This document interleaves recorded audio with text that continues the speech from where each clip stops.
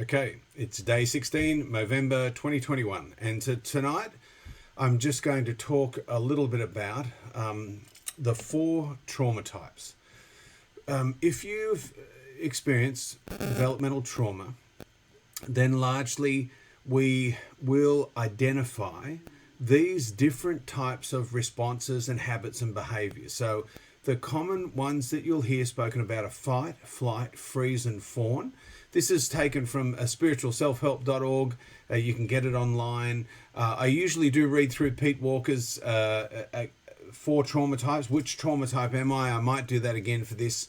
But this diagram is useful, and let me just take you through the different trauma types and talk a little bit about each one. So the first one is fight. It's usually the ones that we're most afraid of. So what you're going to see here in preservatory sort of behaviors are self-preservation at all costs, explosive temper and outbursts, aggressive, angry behavior. You'll see that sort of control, negative control of others. We're going to look bullying. We're going to be standing over. I can't hear other points of view, so very blocked out. A pronounced sense of entitlement, demands perfections from others, and dictatorial tendencies. So it's really hard to be around. Now, remember that people that don't necessarily live all the time in this. This is a stress response. Dan Siegel's hand model of the brain. We flip our lid and go to our limbic system, and in our limbic system, we could go to fight. When we go to fight, these behaviors might get exhibited, but in other when we're not triggered, or the person we're experiencing like this isn't triggered, you don't see these behaviors, and that can be confusing and be very frightening when it first exhibits itself. Pete Walker says this around developmental trauma. He quotes the work of Southern Californian psychiatrist and trauma specialist John Breer, who says that if the DSM was finally acknowledging developmental trauma, as Bessel van der Kolk and all those guys have tried to get that in as a diagnosis, then the book itself, the diagnostic tool, which is very Bible-like in its thickness, would be reduced to the size of a brochure. So one of the typical mislabelings of these traits is a narcissist, a sociopath, or some sort of conduct disorder. So if you're really relating to some of these and they come up when you sort of flip your lid, you go hysterical, then it's probably historical, complex post-traumatic stress disorder. Get a second opinion if you've been labelled one of those diagnoses, just to make sure that this isn't developmental trauma making its way through. The next one is flight. So behaviors here when you're in a flight, when you've flipped your lid and you've gone into flight, is obsessive and or compulsive behavior. We're going to see a lot of addictions here. Feelings of panic or anxiety, rushing around, over-worrying, workaholism, or as Pete Walker would say, busy-aholism. Can't sit still, can't relax. Tries to micromanage situations and other people. Always on the go, busy doing things. And in this day and age, a flight response really does blend in because we nearly brand ourselves by how busy we are. Wants things to be perfect, so that element of perfection that you'll see in Pete Walker's work, a shrinking your inner critic and the perfectionism attacks, and certainly an overachiever. So typically mislabeled, where it could be a complex PTSD diagnosis from developmental trauma disorder, is OCD, bipolar, ADHD, panic disorders, and mood disorders. So these are things, again, if you've been diagnosed there and medicated there with a pharmacological intervention, again, look into this area just to make sure that, okay, was there any developmental trauma, and is there any other more somatic-based treatments I could be doing, as well as these interventions that you might be already utilizing. The next one is freeze.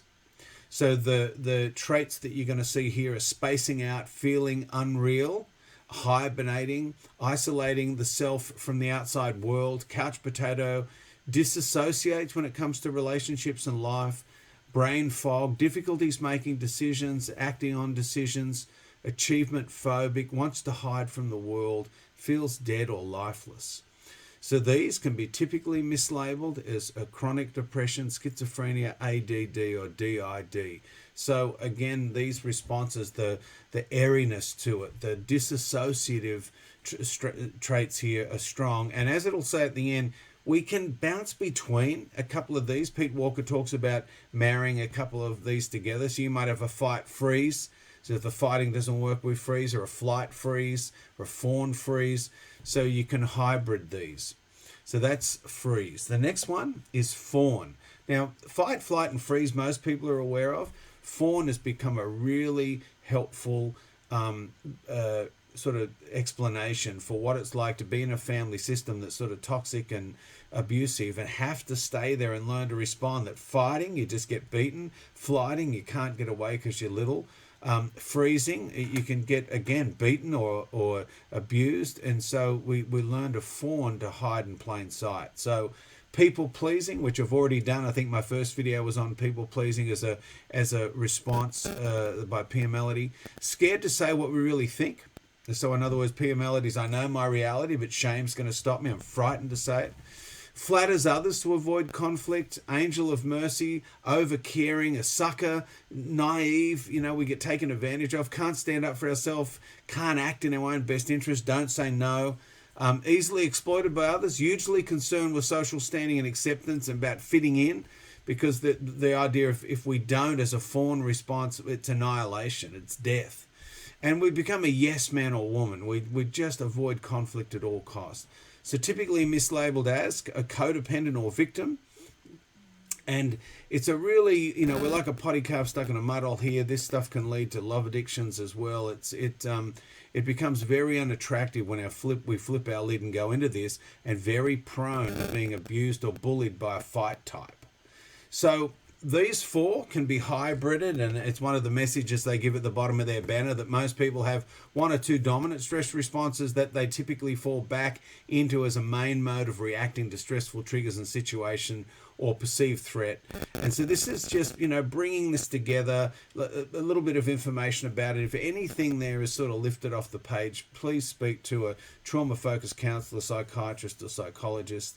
I hope this has been useful. As I said, look up Pete Walker's What Trauma Type Am I on pete_walker.com, and in his book Complex PTSD from Surviving to Thriving for an expansion of this. And on this YouTube channel that you're watching this video, if you scroll through the lists on another MOvember I've read through Pete's PDF that's available on his website. So that's another recovery tool for MOvember. Be gentle with your heart. Looking forward to John Lee's talk this weekend, so look that up on our website, and I look forward to seeing you in tomorrow's video.